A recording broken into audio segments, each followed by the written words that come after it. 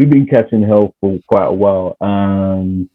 Uh, the experience now from my lens is more to do with the black boys, um, and the continuation of being harassed by the police, going through that discrimination and so forth, not being able to just walk freely without being interrogated, and obviously getting themselves in situations where they start getting angry and upset, giving them giving the police officers fuel to cuff them and so forth. Also through the public schooling system, I would say is another situation which has been going on for quite a while, where a lot of these schools in London. I'm not currently in London at the moment. I'm in another part of England, but I'm in London a couple of times every month, and I've lived in London most of my life.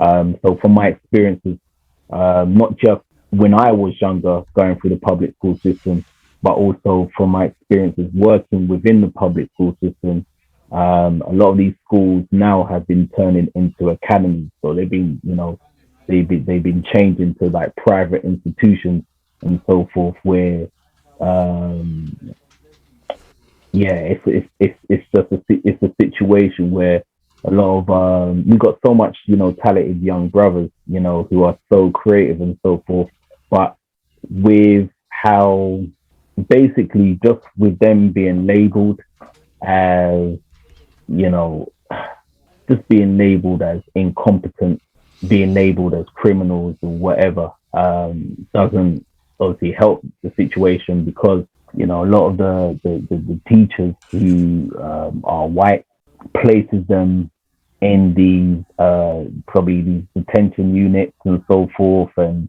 it's a situation which is not helping them.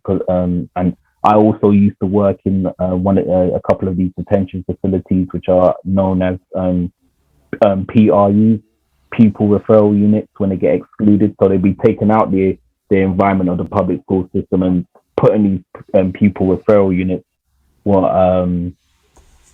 are like prisons, especially the way the system is set up. So some of the like they have doors will have automatic locking systems, and Mm. it's so basically they will feel that they're in a contained space, with other brothers, young brothers they don't get along with, and where they feel that their life is in danger and so forth, and getting into situations where they may get stabbed, killed, or just in other situations where they get locked up. So I guess I think there are changes which are being made. So I can't say there isn't, because there's a sister I know who's got a project called the Black Child Agenda, which deals with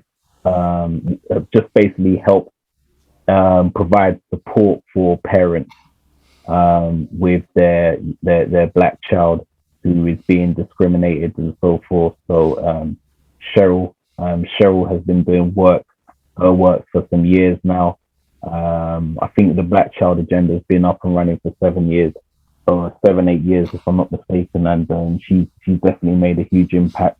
And there are brothers and sisters who are, I think there's more brothers and sisters who are getting into teaching roles, where they can just they can step in and make those necessary changes, because they can obviously see faces what look like them and so forth. And I know they've been fighting for um, you know pushing more Black history, um, other than the history which has always been pushed upon us in regards to us being labeled as slaves.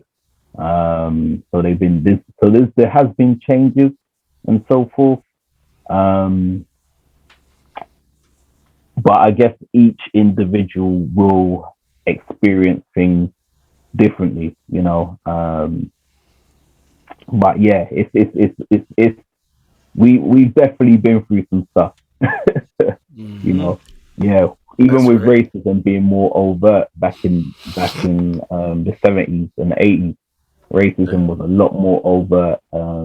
It started to quieten down a bit from the mid 90s, where it then became more covert and so forth. So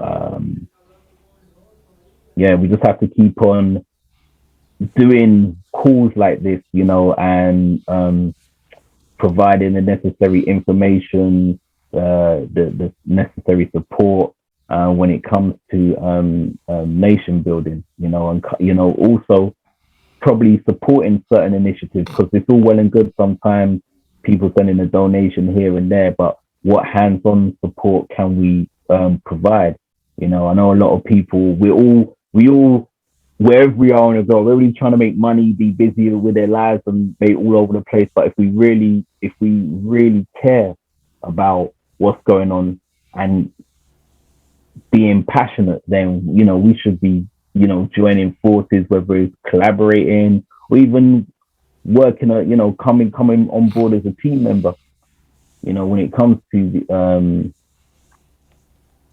putting these projects in the forefront.